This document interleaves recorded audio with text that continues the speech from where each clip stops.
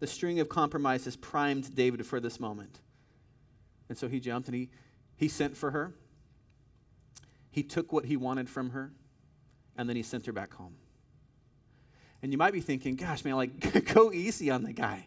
Like, she's out in, like, on her roof naked. Like, she's standing in front, she's gorgeous, and she's naked standing in front of him. Like, how strong you expect him to be? What do you expect him to do? You know, if she wasn't out on her roof, like, flaunting herself, maybe this never would have happened.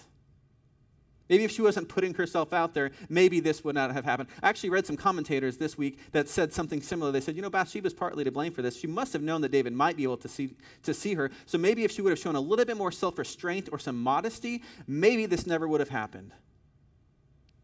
Like, David was just no match for her seduction. Can I tell you, that's a load of garbage. Can we just say it? Like, that's a load of garbage. You know what she was doing out on the roof? She was purifying herself.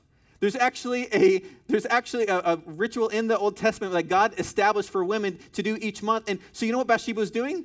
She was being obedient to God. She was being obedient. So, like, yes, of course, like, we don't intentionally flaunt our sexuality to tempt somebody else. I say we as if I could do that. You know what I mean? Women, better looking men than me, you don't intentionally flaunt your sexuality in order to tempt someone, right? We know that. Of course not. We have a saying in our house all the time, modest is hottest, okay? You can use that if you want. Modest is hottest.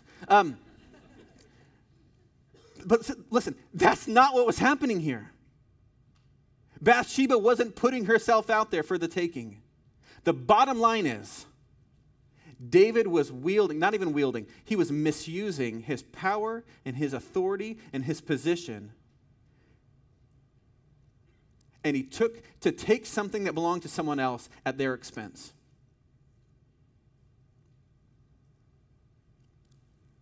This is Harvey Weinstein.